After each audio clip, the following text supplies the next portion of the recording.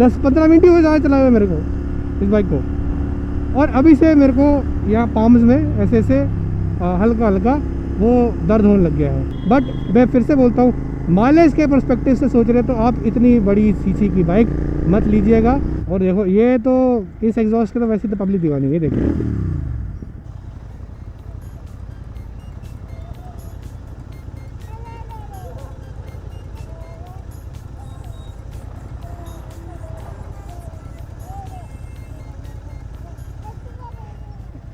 Okay, so 3, 2 and 1. Today we have got Royal Enfield की सबसे 650 CC के अंदर कंट्रोवर्शियल महंगी types bikes, the parallel twin queen of या क्वीन बोल लो from Royal Enfield, the GT650। आज हम कर रहे हैं जी इसका राइड रिव्यू। और पहले इंप्रेशंस में यही देख रहा है कि भाई मुझे अगर एक स्पोर्ट्स रोड से उठ के आप सीधा एक कैफे रेसर पे आओगे तो आपको जो है क्लियर फ़र्क पता चल जाएगा कि बाइक का जो पोस्चर है वो ठीक ठाक अग्रेसिव है। काफ़ी आप मतलब आगे लीन होके बैठे हुए हो इस बाइक पे। My back! तो वो एक बहुत बड़ा जो है रहता है। सस्पेंशन का जो ट्रैवल है, मतलब गड्ढों में थोड़ा सा डर रहता है, हाथों में दर्द बहुत जल्दी हो रहा है जैसे आप गड्ढों में जाते हो बाइक को लेके। बैठता हूँ तो दर्द उठता है, दर्द उठता है बैठ जाता हूँ। पावर फिगर्स की बात करें, 47 bhp एंड 52 Nm का टॉर्क है। 12.5 लीटर का जो है फ्यूल टैंक है। अब 12.5 फ्यूल लीटर का जो टैंक है वो बहुत जल्दी एक तो फिलअप हो जाएगा। अब जब जल्दी फिलअप हो जाएगा तो 1000 के अंदर ये इसका ऑटोमेटिकली जो है मतलब टंकी फुल हो जाती है। माइलेज भाई 10, 12, 14, अच्छे दिनों पे 18-20 भी मिल जाती है। तो ओवरऑल पैकेज बाइक का ये है कि जो टैंक का जो पूरा साइज़ है काफ़ी मतलब यूनिक सा है, प्लेन है, आपको काफ़ी चिपक के चलना पड़ता है बाइक के साथ इस पर, ठीक है। तो वो एक मतलब ना कॉन्फिडेंस ज़रूर बिल्ड करता है। बट ये है कि because it's on forward leaning posture bike, तो जो आपको जो कमर का एक बैंड होगा वो थोड़ा आगे मिलेगा, एल्बोज ज़्यादा बेंड नहीं होंगी, एल्बोज सीधा ही रहेंगी। सीधी एल्बो मींस भाई कि अब आप इसके साथ जो है लॉन्ग ट्रिप्स करना इतना पसंद नहीं करोगे। अरे साला इतना अलगे फ्रॉड चल रहा है। फ्रॉड? कैसा फ्रॉड भैया? Coming back to the engine, भाई पैरेलल ट्विन इंजन है। रॉयल एनफील्ड का सदाबहार one of the smoothest engine बोल सकते हैं, जो मतलब Royal Enfield tried and tested version use कर रही है काफ़ी सारी अपनी बाइकों में, चाहे वो इसकी क्लासिक 650 हो, शॉटगन हो, इंटरसेप्टर हो, मतलब हर 650 सीसी के अंदर यही सेम इंजन यूज़ होता है। थोड़ी सी जो स्मूथनेस है बाइक के अंदर वो देखने को मिलेगी इंजन के अंदर। तो वो सारी चीज़ें बाइक में आपको ना एक कॉन्फिडेंस बिल्ड करती थी कि हाँ यार we have chosen the right bike if you want to they. But the point is कि पब्लिक इसे बोलते this is one of the slowest 650 engine, which is true, because 650 CC के हिसाब से जो पावर फिगर्स है ऑन पेपर वो decent नहीं लगती है। प्लस ऑन रोड कैपेबिलिटीज भी बाइक की इतनी कुछ स्ट्रॉन्ग नहीं है जिसे मैं बोलूँगा जिससे आपको लगे कि हाँ यार बाइक आपको चला के काफ़ी लाइक ना पावर फिगर्स में अच्छे लगे। लवड़े न भोजन पुश करते गाइस।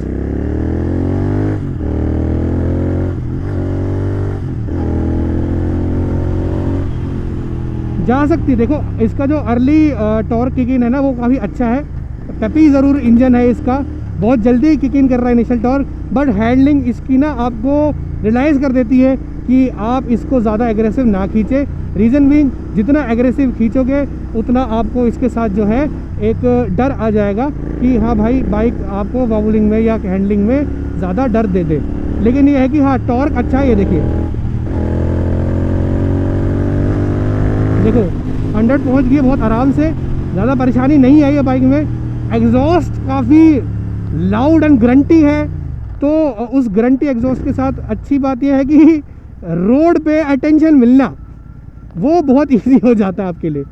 फिर वही बात आ जाएगी, जो गरीब हो ना आदमी, यो साला अपनी आदत से गरीब हो, वो एक बहुत बड़ा फैक्टर है। लेकिन जैसे मैं इसको ऑफ रोड करूँगा तो मुझे डर रहता है क्योंकि सस्पेंशन इसका ना बहुत मतलब आपके डेली राइड के हिसाब से मॉडिफाइड नहीं है। प्लस 211 kg की बाइक है भाई, ये one of the like heaviest bikes we have in जो ना ईज ऑफ एक्सेस में मिल जाती है रॉयल एनफील्ड की कैटेगरी के अंदर। 210 या 211 किलो की बाइक बहुत ज़्यादा है भाई। मेरी हाइट इस टाइम पे 5 फुट 5 है। मैं फ्लैट फुट तो नहीं हो पा रहा हूँ, पंजों पे मैं आ जाता हूँ इस बाइक पे, तो वो एक बात है। तो जिसकी हाइट 5 फुट 5 है, पंजों के हिसाब से वो इसको कैरी कर सकता है। बोर रेशियो भी इसका ठीक है। स्लीपर क्लच मिल जाता है, 6 गियर का इसका जो है रेशियो है गियर बॉक्स के अंदर। तो वो सब चीज़ें तो हैं, मतलब it's a minimalistic mechanical friendly bike which has lot of grunt and lot of power that it has to ना गिव अपॉन। तो वहाँ से आप इस बाइक के उस प्रॉपर एक क्या कहते हैं ना हॉरिजन से सेटिस्फाइड ज़रूर रहने वाले हैं।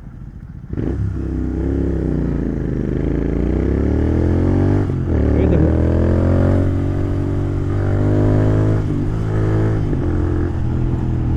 बस यही है भाई इस बाइक के साथ, ये है कि इतनी पावर है ना कि अगर कोई बंदा इसको अपनी लेगना स्टार्टिंग बाइक बना दे, उससे ये पावर भाई नहीं झिलने वाली मतलब भाई बहुत ज़्यादा पावर है। स्लोअर 660 ज़रूर बोल सकते हो आप, लेकिन पावर भाई बहुत है इस बाइक में।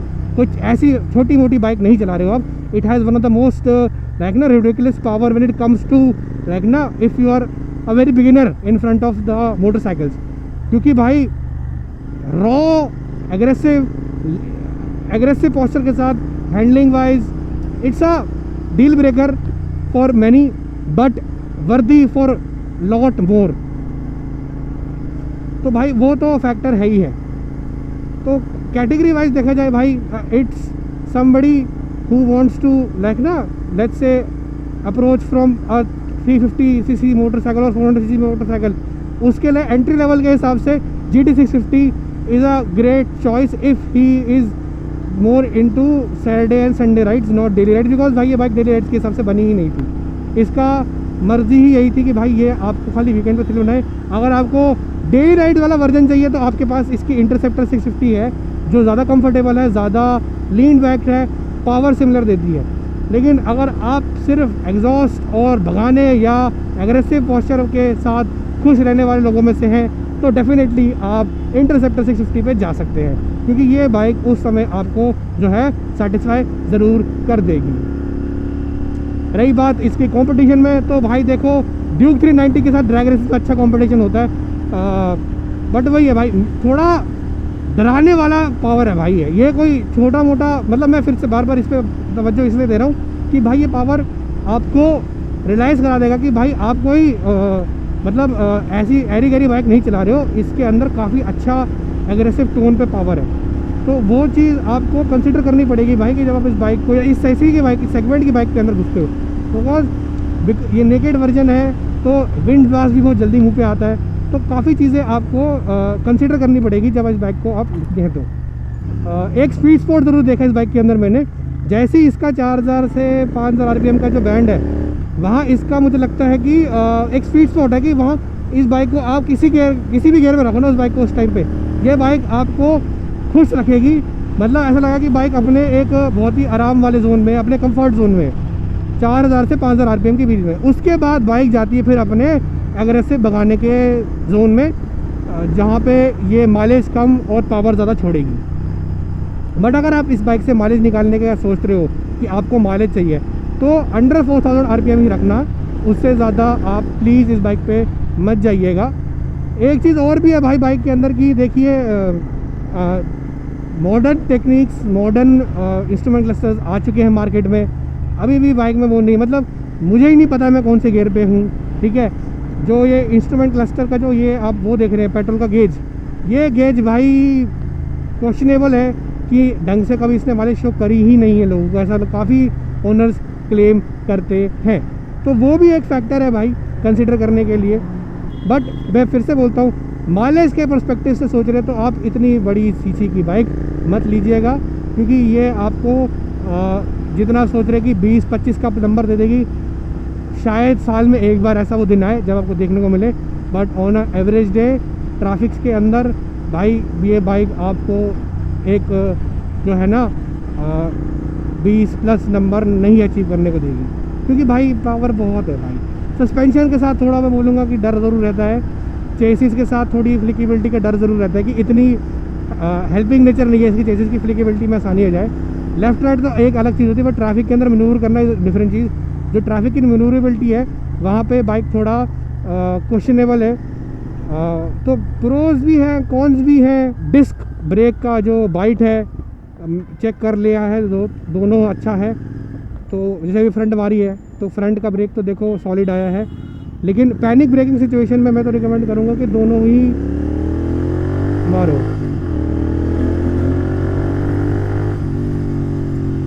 ये देखो अभी फ्रंट मार रहा हूँ हल्का हल्का, तो ग्रेजुअली स्पीड कम कर रही है, मतलब प्रोग्रेसिव ब्रेकिंग, अटैकिंग नेचर नहीं है। और देखो ये तो इस एग्जॉस्ट के तो वैसे तो पब्लिक दीवानी है, देखो मतलब अगर मुझे हॉर्न ना भी देना पड़े तो भी एग्जॉस्ट मेरा बहुत हेल्पिंग नेचर के लिए हेल्प कर देगा, क्योंकि मैं जैसे ही ये करूँगा तो पब्लिक को ऑटोमेटिक पता चल जाएगा कि GTR जगह दे दो। 10-15 मिनट ही हो ज़्यादा चलाया मेरे को इस बाइक को, और अभी से मेरे को यहाँ पाम्स में ऐसे ऐसे हल्का हल्का वो दर्द होने लग गया है।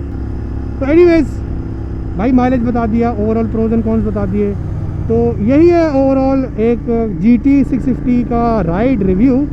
आप इसका जो भी ओनर्स पर्सपेक्टिव है, ओनर्स पर्सपेक्टिव जानने के लिए आप स्क्रीन के इस तरफ देख सकते हैं। बाकी लाइक करें इस वीडियो को, शेयर करें दोस्तों में, और सब्सक्राइब करना ना भूलिएगा चैनल को। बाकी मिलते हैं आपसे अगली वीडियो में, तब तक के लिए पीस।